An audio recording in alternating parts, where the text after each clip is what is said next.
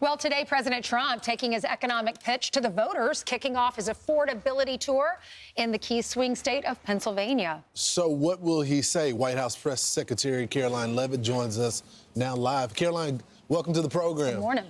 Good morning, guys. It's great to be with you. Thanks for having me. So, Karoline, this is the president at his best when he's on the road talking with the American people. What can we anticipate him telling the folks on the road?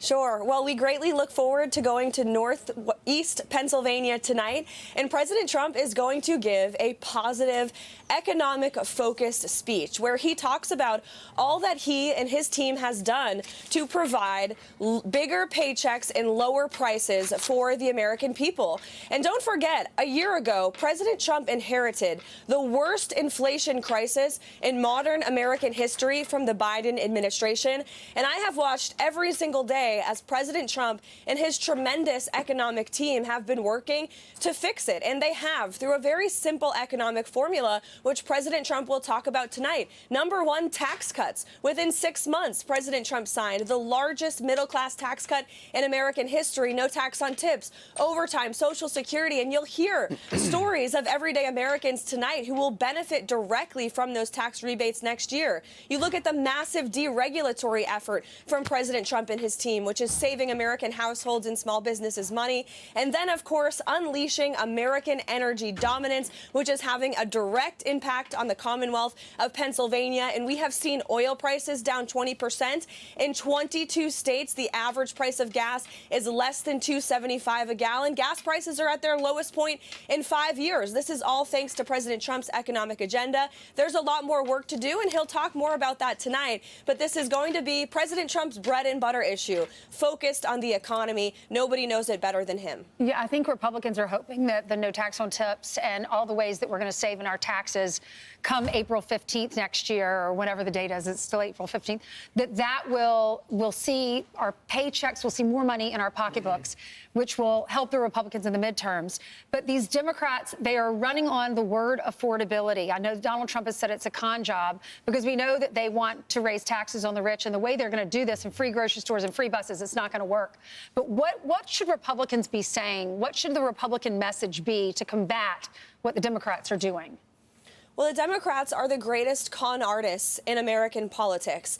They are pretending to champion the issue of affordability when they themselves created the worst inflation crisis in a generation. You can't create a problem and then turn around and say, I'm the best person to fix it. No, that's why President Trump was reelected, to fix it, and that's exactly what he's doing. So as President Trump has been screaming from the rooftops, Republicans need to remain tough and smart, and they need to be more vocal about touting the accomplishments of this administration. Again, inflation has slowed because of President Trump's economic policies. We see wages for the first time in 5 years are increasing by about $1,000 per the average American worker. We know wages were declining under this president. And as you mentioned, Ainsley, next spring, these tax rebates, that's real money back into the pockets of the American people for workers who work overtime, for those who collect tips, for those who are on Social Security. They are going to see that money back in their pocketbooks, and every single Democrat on Capitol Hill voted against these historic tax cuts. So you can't say you're for the working man and woman when you vote to raise their taxes. The Republicans and President Trump have a proven economic formula and agenda that's working. Right. It's focused on bigger paychecks and lower prices, and that's what President Trump will talk about tonight. I want to talk about Venezuela, but before we go, is this going to be just a one-off, or do you have other events planned for the next few weeks? I think you'll see President Trump out there most definitely when it comes to the new year. Of course, we have Christmas coming up in a couple of weeks, but there's nobody that loves the American public more in being out there on the road than President Trump. So let's talk about what Secretary of War Pete Hegseth will be briefing the Gang of Eight, select House leaders as well as Senate, about what's going on with Venezuela. So, of course, there's this pressure to release the double tap, the second hit on that drug boat. And ultimately, the president says it's up to the Secretary of War whether he should do it or not. So your thoughts about releasing that tape?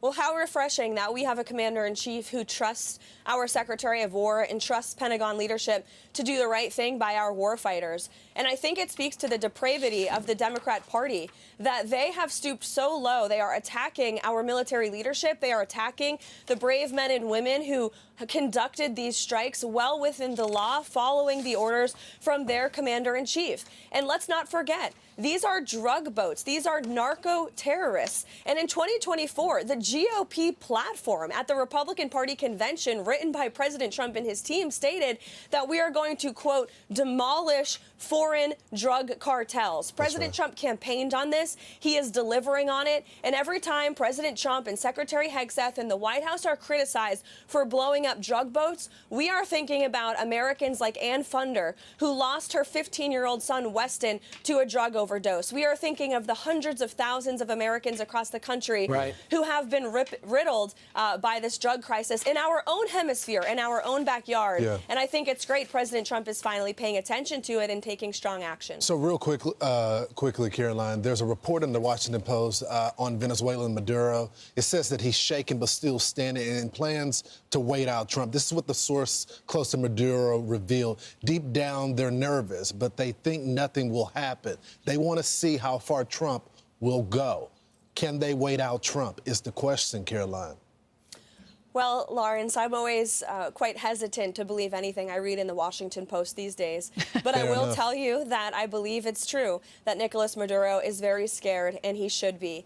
Nicolas Maduro's illegitimate regime has been sending not only these illegal drugs to the United States, but also the worst of the worst criminals, inhumane murderers and drug traffickers. They unleashed our prisons into our country over the past 4 years, and Nicolas Maduro is now paying a very steep price for those consequences, just as President Trump promised he would. If he doesn't go, does that mean that he ends up stronger because he was able to stare down the President of the United States? Is there pressure on this White House to get him out?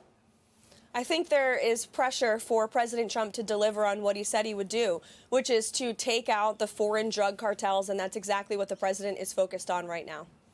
If he does that, Maduro loses all of this money, the drug money.